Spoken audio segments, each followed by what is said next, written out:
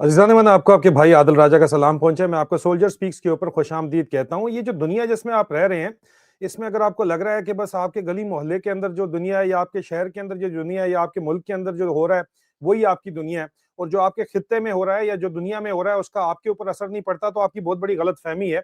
Global village का concept तो आपको पता ही है, लेकिन आप जिस खित्ते के अंदर रह रहे हैं, साउथ एशिया ख़ास तौर के ऊपर, पाकिस्तान ख़ुसूसी तौर के ऊपर, उसके जो गल्फ स्टेट के साथ जो ताल्लुकात हैं, वो बहुत ज़्यादा अहम हैं, क्योंकि आपका इस वक़्त पाकिस्तान के अंदर तो नौकरियाँ वैसे नहीं है, आपको जाके ज़्यादातर मज़दूरी गल्फ स्टेट के अंदर मिलती है, जाके अरब ममालिक के अंदर मिलती है। तो यहाँ पे जो इस वक़्त झगड़ा एक चल रहा है, जो आपको समझ नहीं आ रहा, इसके ऊपर मैं मुसलसल रिपोर्टिंग कर रहा हूँ। जो सऊदी अरब और इस वक़्त मुत्तहदा अरब अमारात देखने को सारे ही अरबी आपको लगता है कि एक ही हैं, एक ही पेज के ऊपर हैं, लेकिन अंदर खाते यहाँ पे बहुत बड़ी जो है वो घमसान का रंग भी इसको कहा जा सकता है, लेकिन ये चीज़ समझनी आपकी अपने लिए बहुत ज़रूरी है। इसको समझने के लिए जो मैं आपको बात बताना चाहता हूँ, समझाना चाहता हूँ, मैं चाहूँगा कि ये नक्शा मैंने यहाँ पे मिडल ईस्ट का लगाया है, इसको आपने ज़हन में रखना है मेरी बातचीत को सुनते हुए। आपको फिर सारी की सारी चीज़ें जो हैं, वो वाज़ेह तौर के ऊपर खुल के सामने आनी जो है वो समझ आ जाएँगी। देखिए, ज़्यादातर जो है लोग ये समझते हैं कि बहुत से लोग ये समझते हैं कि जनाब सऊदी अरब और यूएई मुत्तहदा अरब अमारात, दुबई, अबू धाबी वगैरह एक ही पेज के ऊपर है। लेकिन हकीकत क्या कहती है? हकीकत ये बताती है कि ये इत्तेहादी है, लेकिन इत्तेहादी होने के साथ-साथ इनका आपस के अंदर मुकाबला भी चल रहा है। ये बात ज़हन में रख लीजिएगा। सऊदी अरब का जो कोर स्ट्रैटेजिक प्रायोरिटीज़ जिनको कहा जाता है, किस चीज़ के ऊपर मुकाबला है फिर? वो भी ज़रा क्लैरिफ़ाई जल्दी-जल्दी दस्ती में करके आपको बताता हूँ। देखिए, सऊदी अरब का मसला ये है कि बहुत बड़ा है ना सऊदी अरब। मुत्तहदा अरब अमारात तो आपको नज़र आया छोटी-सी सिर्फ़ एक पट्टी है। तो उनका मसला ये है कि उनकी जो पूरे का पूरा टेरिटोरियल इंटीग्रिटी जिसको बोलते हैं और जो रेजीम है उसका सर्वाइवल आपस में जुड़ा हुआ है। यमन के अंदर उनका जो मसला है, उनका प्राइमरी कंसर्न जो है वो ये है कि हूतीज़ को रोकना है, ठीक है? और ईरान के इन्फ्लुएंस को अपने जो सऊदी और यमन बॉर्डर है उससे दूर करना है, इसके ऊपर उनका है। सऊदी अरब चाहता है कि एक स्ट्रॉन्ग सेंट्रल यमनी स्टेट होनी चाहिए। ये बहुत इंपॉर्टेंट पॉइंट है, जिसके ऊपर झगड़ा भी इनका आपस में चल रहा है। जो रियाद के साथ फ्रेंडली हो, ज़ाहिर-सी बात है। और दूसरा वो चाहते हैं कि मज़हबी इसकी जो रिलिजियस लेजिटिमेसी है, वो क्योंकि खादमे हरमैन शरीफैन का टाइटल सऊदी बादशाह अपने लिए बादशाह सलमान ने रखा हुआ है, सलमान अब्दुल अज़ीज़ ने, और उनके बेटे मोहम्मद बिन सलमान क्राउन प्रिंस हैं। तो वो चाहते हैं कि जी इसलिए कि कस्टोडियन ऑफ हरमैन होने की वजह से सऊदी अरब जो है वो ओपन फ्रेगमेंटेशन और मलेशिया पॉलिटिक्स के साथ बहुत ज्यादा अनकंफर्टेबल है। वो स्टेटस को पावर के ऊपर जो है सऊदी अरब चाहता है कि जनाब मिडिल ईस्ट पूरे का पूरा जो है वो प्रिडिक्टेबल रहे, स्टेबल रहे, उसको पता है, क्योंकि ऑलरेडी आप देखो पाकिस्तान में भी हर जगह दुनिया इस्लामिक ममालिक में यही कहा जाता है ना, खादिमुल हरमैन और शरफैन सऊदी अरब है। तो एक अनडिस्प्यूटेड लीडरशिप उनके पास रही है, जो कि अब यूएई के एक्शंस की वजह से नहीं है, जो चैलेंज की जा रही है, जो वहां पे झगड़े हो रहे हैं उसके अंदर खास तौर के ऊपर, ये बात ज़हन में रख लीजिए, ठीक है? तो स्टेटस को सऊदी अरब मेंटेन रखना चाहता है। यूएई एक नया पैसे से 2011 ऑनवर्ड मैंने इसके ऊपर वीलॉग किए हैं, वो जरा देख लीजिएगा। 2011 ऑनवर्ड लिबिया के अंदर उनको नेटो ने और वेस्टर्न कंट्रीज ने जब कहा कि आप आए, तो उन्होंने अपने पैसे को, अपने मॉनेटरी पावर को स्ट्रेटेजिक इन्फ्लुएंस में जब कन्वर्ट किया, तो उनको भी जो मुंह को खून लग जाता है तो कौन छोड़ता है, ठीक है? तो इसलिए वो उन्होंने अपना पैसा उससे बढ़ाया भी बहुत ज्यादा, इन्फ्लुएंस बहुत ज्यादा बढ़ाया, ठीक है? तो स्टेटस को उन्होंने चैलेंज कर दिया 2011 ऑनवर्ड से। अब यहां पे बॉटम लाइन ये है कि सऊदी अरब जो है, किंगडम ऑफ सऊदी अरेबिया, वो केओस नहीं चाहता, वो कंट्रोल चाहता है, और वो भी अपनी स्टेट के जरिए, नॉन स्टेट एक्टर्स के जरिए नहीं। यहां पे आप मुत्तहदा अरब अमारात को जब देखते हैं तो उनकी जो कोर स्ट्रेटेजिक प्रायोरिटीज हैं, क्योंकि उनका साइज छोटा है। अब यूएई का अप्रोच ये है कि यार ट्रांजैक्शनल रिलेशनशिप रखो, इसको एक हाथ दो एक हाथ लो, जो अमेरिका का जो एक मॉडल है गवर्नेंस का इस वक्त मौजूदा तौर के ऊपर। फिर वो कहते हैं नेटवर्क बेस्ड और एग्रेसिवली प्रैग्मेटिक, मतलब वो बात करते हैं कि जी इस मुल्क में इन इन फैक्शंस की लड़ाई है, सूडान के अंदर आप देख लें, इस फैक्शन को सपोर्ट करो, सोना आएगा। इजिप्ट के अंदर अखवानुल मुस्लिमीन और फौज की लड़ाई है, फौज को सपोर्ट करो, इन्फ्लुएंस मिलेगा। लिबिया में त्रिपोली की गवर्नमेंट जो यूनाइटेड नेशन रिकॉग्नाइज्ड है, जनरल हफ्तार की लड़ाई है, हफ्तार को सपोर्ट करो तो इन्फ्लुएंस मिलेगा आपको। लेकिन सऊदी अरब चाहता है नहीं यार, सेंट्रलाइज्ड गवर्नमेंट्स होनी चाहिए, स्टेबिलिटी होनी चाहिए, लेकिन इनके इंटरेस्ट बहुत ज्यादा फर्क है। इनके इंटरेस्ट क्या है कि भाई पाकिस्तान के अंदर मिसाल के तौर के ऊपर सिर्फ बंदरगाहें ले लो, पोर्ट्स ले लो, चेक पॉइंट्स और ट्रेड रूट्स कंट्रोल करो, पूरा मुल्क छोड़ो यार, इसमें बहुत ज्यादा खर्चा है, ये नहीं करना। जहां से पैसा निकल रहा है वहां से निकालो पैसा। यमन के अंदर बात कर लेते हैं कि यूएई का फोकस है जनाब अदन, मकाला और सुकुत्रा और बाबुल मंदब स्ट्रेट, ये बेसिकली उनकी पोर्ट्स हैं, उनके ट्रेड रूट्स हैं। यूएई जो है वो पूरी टेरिटरी को कंट्रोल नहीं करता, सिर्फ इंपॉर्टेंट नोड्स को कंट्रोल करता है जिसकी जरिए माल पानी आता है, ठीक है। फिर वो उसको कंट्रोल किस तरह करता है, अपनी फौज तो नहीं भेजता। यमन के अंदर उनकी फौज गई थी, उनके 50 सिपाही मारे गए तो उनका रोला पड़ गया भाई सारे का सारा। उन्होंने कहा भाई ये काम नहीं किया जा सकता, पहले ही हमारी आबादी बड़ी कम है, ठीक है। तो फिर ये प्रॉक्सी मलेशियाज के जरिए, फ्रेगमेंटेशन के जरिए ये काम करते हैं। मतलब मुत्तहदा अरब अमारात ने एक सदर्न ट्रांजैक्शनल काउंसिल बनाई हुई है, लोकल मलेशियाज को यमन के अंदर यूज किया जा रहा है। यूएई को जो वीक स्टेट्स ज्यादा सूट करती हैं, जहां वो पावर ब्रोकर बन सकते हैं, क्योंकि उनका तो इतना ज्यादा स्ट्रेंथ नहीं है, खादिमुल हरमैन शलफैन का ठप्पा उनके पास नहीं है, तो जाहिर बात है वो पावर ब्रोकर बनने के लिए उनको जो है तकसीम चाहिए, डिवाइड एंड रूल चाहिए, ठीक है। अब एक पोस्ट इस्लामिस्ट डॉक्ट्रीन भी है, ये बात जहन के अंदर आपने बहुत इंपॉर्टेंट रखनी है, क्योंकि सऊदी अरब का जितना भी फोकस है वो मजहब इस्लाम और इस्लाम के कस्टोडियन के तौर के ऊपर है, खादिमुल हरमैन और शरीफैन के कस्टोडियन के तौर के ऊपर है, और वो मजहब को सेंट्रल हैसियत देते हैं अपने ग्लोबल, रीजनल और मुस्लिम उम्मा में इन्फ्लुएंस की। लेकिन मुत्तहदा अरब अमारात यूएई वेस्ट को अपनी तरफ अट्रैक्ट करता है, दुनिया को अट्रैक्ट अपनी तरफ करता है एक पोस्ट इस्लामिस्ट डॉक्ट्रीन के तहत, ठीक है। यूएई की अगर आप बात करते हैं तो वो खिलाफ है मुस्लिम ब्रदरहुड के, अखवानुल मुस्लिमीन के खिलाफ है, ठीक है। और वो पॉलिटिकल इस्लाम के खिलाफ हैं, चाहे इमरान खान पॉलिटिकल इस्लाम की बात करे तो इमरान खान के भी वो खिलाफ है, चाहे वो मुर्सी बात करे तो वो मुर्सी के खिलाफ है। जो भी पॉलिटिकल इस्लाम की बात करे वो उसके शदीद तरीन खिलाफ हैं, क्योंकि वो उसे अपनी मुत्तहदा अरब अमारात की बादशाहत, जो कि बड़ी मॉडर्न है, दुनिया जहां का सारा काम वहां पे होता है, आपको पता ही है, दुबई वगैरह के अंदर, वो उसको खतरा समझते हैं। तो अब यूएई एग्जिस्टेंशियल थ्रेट अपने लिए समझता है मजहब को, इस्लाम को, पॉलिटिकल इस्लाम को, ठीक है। इसलिए वो सेकुलर स्ट्रॉन्गमैन और मलेशियाज और डिक्टेटर्स को सपोर्ट करता है। बॉटम लाइन ये है कि यूएई स्टेबिलिटी नहीं चाहता, केएसए सऊदी अरब स्टेबिलिटी चाहता है, मुत्तहदा अरब अमारात स्टेबिलिटी नहीं चाहता, लेवरेज चाहता है। बात समझ लें आप, ठीक है। जो मेन दरमियान में डिफरेंस है, बॉटम लाइन है कि सऊदी अरब केओस नहीं चाहता, मुत्तहदा अरब अमारात स्टेबिलिटी नहीं चाहता, बिल्कुल ऑपोजिट है, ठीक है। सऊदी अरब कंट्रोल चाहता है और वो भी स्टेट के जरिए, लेकिन ये जनाब मुत्तहदा अरब अमारात लेवरेज चाहता है, और उस लेवरेज के लिए वो आपस में डिवाइड एंड रूल का फॉर्मूला चलता है, तो चलता रहे। यहाँ पे मेन जो केस स्टडी है वो यमन की है।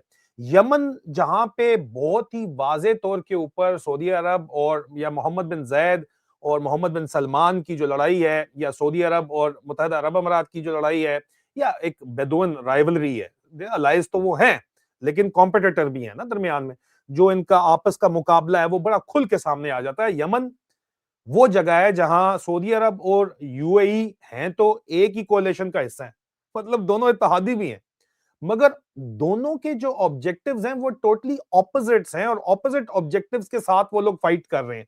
है ना हैरानगी की बात, इसको बेदुइन राइवलरी कहते हैं, ठीक है जनाब। अरबियों की बद्दुओं की जो आपस की जो है लड़ाई कह लो या मुकाबला कह लो। यमन में सऊदी अरब जो है वो हुतीज को हराना चाहता है, एक मुत्तहदा यमन चाहता है, और रियाद की अलाइंड गवर्नमेंट चाहता है। मुत्तहदा अरब अमारात जो है वो साउथ यमन की ऑटोनॉमी चाहता है, पोर्ट सिर्फ कंट्रोल करना चाहता है, और मुस्तकिल इन्फ्लुएंस जोन अपने बनाना चाहता है। इसलिए 2019 के बाद सऊदीया और मुत्तहदा अरब अमारात की फ्रिक्शन जो आपस में है, जो झगड़ा है, वो बड़ा खुल के सामने आ चुका है। ये ओपन सीक्रेट है, ये ओपन सीक्रेट बन चुका है। लिबिया, सूडान और हॉर्न ऑफ अफ्रीका, ये सारे का सारा सेम पैटर्न के ऊपर इस वक्त काम चल रहा है। मुत्तहदा अरब अमारात लिबिया में हफ्तार को सपोर्ट कर रहा है, सूडान में आरएसएफ को सपोर्ट कर रहा है, हॉर्न ऑफ अफ्रीका के अंदर पोर्ट्स और बेसिस कंट्रोल कर रहा है।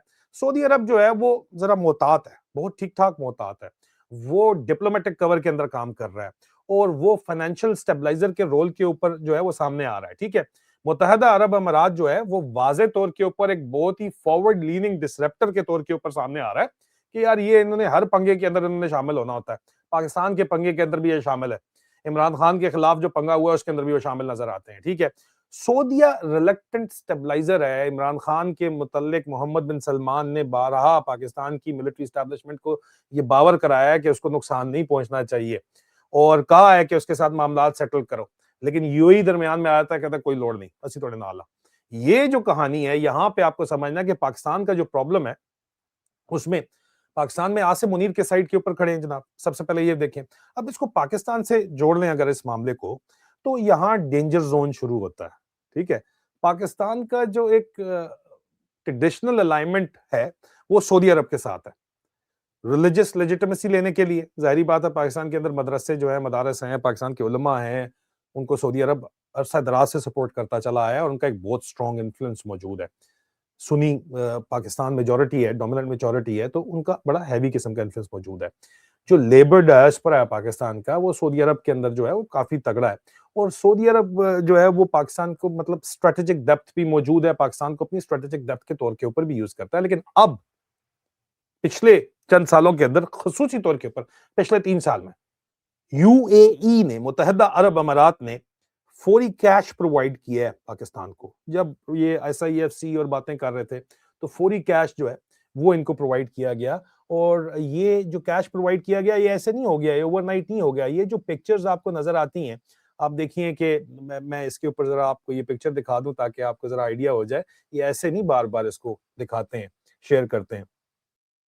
अब जब एसआईएफसी बना के आसिम मुनीर ने ऐलान किया कि जनाब हम 80-90 बिलियन डॉलर लेके आ जाएंगे, अब 80-90 बिलियन डॉलर तो कोई नहीं आया। सऊदी अरब की तरफ से ऐलान किया गया कि सऊदीया पैसा दे रहा है, सऊदीया बहुत कुछ कर रहा है। और इंटर फौज के अंदर भी जो इनका अपना ग्रुप है, ओटीएस का अपना भी जो ग्रुप है, उसके अंदर भी एक बहुत विजिबल डिवाइड मौजूद है। मेजॉरिटी सऊदी अरब को सपोर्ट करती है, बल्कि आसिम मुनीर साहब को मशवरा दिया गया है कि सऊदी अरब का झंडा जो है वो नेशनल फ्लैग के साथ हर जगह लहराना चाहिए। लेकिन जाहिर बात है कि ही नोज मोर कि भाई मनी का पैसा कहां से आ रहा है। पैसा यहाँ पे इमीडिएट कैश कौन प्रोवाइड कर रहा है? वो मुत्तहिदा अरब अमारात कर रहा है, वो मोहम्मद बिन जायद कर रहे हैं। मिलिट्री कॉन्ट्रैक्ट्स ठीक है, सऊदीया के साथ आपकी डिफेंस डील हुई है, लेकिन उसमें आपको जो एक्सपेक्टेशंस थी वो पैसा नहीं मिला। मैंने आपको बताया था 10 बिलियन डॉलर की बात हो रही है, कोई नहीं मिला। 6 बिलियन डॉलर का कहा, कोई नहीं मिला। सिर्फ 3 बिलियन का लोन का रोल ओवर दिया है सऊदी अरब ने, ठीक है। वो कहते हैं स्टेबिलिटी रहे इनकी भी और हमारा इन्फ्लुएंस इनके ऊपर मौजूद रहे। और हमने इनको नौकरियां दी हुई है ना, आपकी फौज वहां बैठी हुई है सऊदी अरब में, ठीक ठाक रियालों के अंदर जो है वो छाप रही है। 3 साल जो अपॉइंटमेंट वहां पे काट के आता है वो अपना घर शर बना लेता है, अपने प्लॉट शॉट खरीद लेता है। तो उनका इन्फ्लुएंस तो मौजूद है और वो अपना भी स्टेबिलिटी रखने के लिए कर रहे हैं। लेकिन हार्ड कैश जो है और मिलिट्री कॉन्ट्रैक्ट यूएई प्रोवाइड कर रहा है। किस तरह? लिबिया में जो 4 बिलियन डॉलर का, अब 4.6 बिलियन डॉलर का जो एग्रीमेंट हुआ है जनरल हफ्तार ग्रुप के साथ, जिसको यूएई सपोर्ट करता है और वो मुत्तहिदा अरब अमारात के जरिए हुआ है। वहां पे लोग ऐसे बैठे हुए हैं जिनके जरिए हुआ है। किक्स बैक एंड कमीशन, मैं एक अलग उसके ऊपर आपको बात बताऊंगा। वहां पे बात जो है दुबई रिलेटेड है, दुबई के अंदर ये मामला तय हुए हैं, अबू धाबी के अंदर ये मामला तय हुए हैं। और पैसे हफ्तार के पास कहां से आएंगे? हफ्तार की जितनी भी डीलिंग है ऑयल बेचने की या जो भी लेजिटिमेसी है वो यूएई के थ्रू है। और यूएई जो है उसने आउटसोर्स करवाया है, वो वेस्टर्न पावर्स को खुश रखता है और उसके साथ ये काम चल रहा है। और ये एग्रीमेंट, डिफेंस कॉन्ट्रैक्ट यूएई ने दिलवाया ना जी, ये और किसने दिलवाया? फिर प्राइवेट सिक्योरिटी और आर्म्स का जो इकोसिस्टम इसके तहत चल रहा है वो यूएई के जरिए चल रहा है। ये बात भी ध्यान रखिए। और यहां पर अब वाजे तौर के ऊपर आसिम मुनीर का एक झुकाव नजर आता है। लिबिया वेपन्स डील इस चीज को, झुकाव को अब वाजे कर देती है।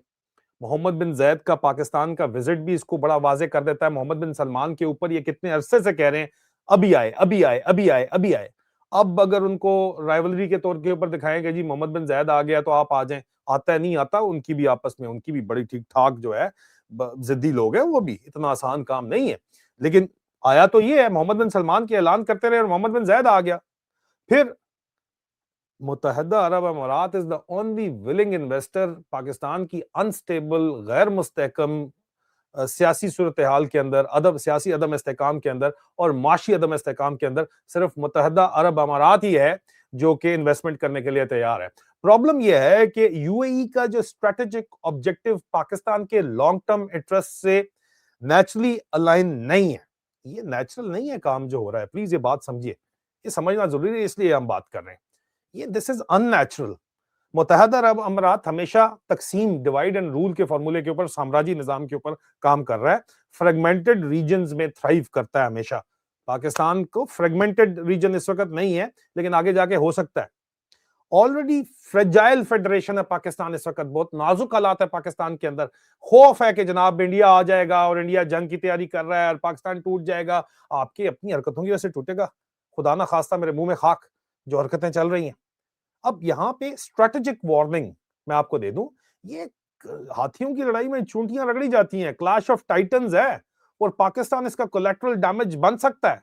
ये जो पंगा सऊदी और यूएई की राइवलरी अगर यमन से फिर फ्लेयर हो जाती है, यमन के अंदर जो इनकी चल रही है, ठीक है, लिबिया के अंदर हो सकता है दोबारा ये काम खुल जाए, या ईरान से सऊदीया बात करना चाहता है, ये नहीं बात करने देना चाहते, बहुत से मामला है, इसराइल के ऊपर, गजा डिप्लॉयमेंट के ऊपर बहुत से मामला है।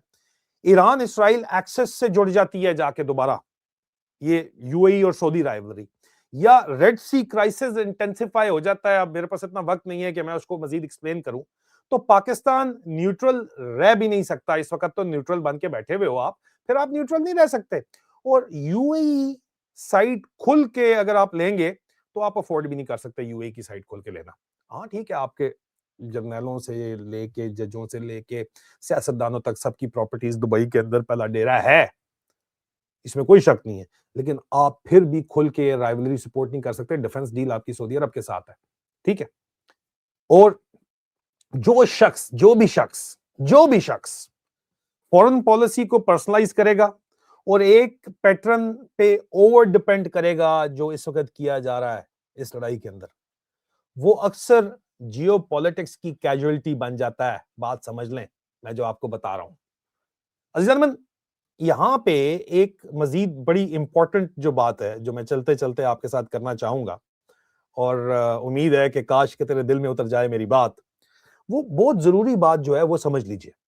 सऊदी अरब और यूएई बिल्कुल जो ये मामलात इस वक्त चल रहे हैं, इसके अंदर बिल्कुल एक जैसे नहीं है। आपको लग तो ये रहा होगा कि दोनों अरब हैं, दोनों एक जैसे हैं, नहीं, वो एक जैसे नहीं है। ये सिर्फ दोस्ती का फर्क नहीं, ये स्ट्रैटेजी का फर्क है। मैं इसको समझा चुका हूं, ठीक है। और ये जो मामलात हैं, इसके अंदर आपको मैं ये भी वाज़ेह तौर के ऊपर बताता जाऊं कि जो मैं बता चुका हूं कि यहाँ पे पाकिस्तान या पाकिस्तानी हाकिम या आसिम मुनीर साहब, he is out of his depth. अगर आपको लग रहा है कि वो ये मैनेज कर लेंगे इन मामलात को, तो सऊदियों का जो कल्चर है वो बड़ा फर्क है। आखिर में हो सकता है वो हाथ में ला जाए, लेकिन आप अपने आप को एक्सपोज कर चुके हैं उस वक्त तक। तो ये जो मामलात हैं, ये बहुत ज्यादा इंपॉर्टेंट। अगर आप चाहते हैं कि, मैंने आपकी ख्वाहिश के ऊपर ही ये व्लॉग किया, अगर आप चाहते हैं कि मजीद मैं इसके ऊपर जो है वो इन्वेस्टिगेशन और रिपोर्ट्स लेके आऊं, तो जरूर बताइएगा। और ये आपको क्या, आप इससे एग्री करते हैं? ये एनालिसिस और न्यूज जो मैंने आपको दी है, बंद दरवाजों के पीछे जो कुछ हो रहा है, मैंने आपको बताया है, तो तब भी मुझे बताइएगा। वीडियो अगर आपको पसंद आई है तो लाइक शेयर कीजिएगा, चैनल को सब्सक्राइब कीजिए, और अगर प्राइवेट मेंबर बनना चाहते हैं तो लिंक डिस्क्रिप्शन के अंदर मौजूद है प्राइवेट वीडियोस के लिए। बहुत जल्द दोबारा मुलाकात होती है, अपना ख्याल रखिए, खुदा हाफिज।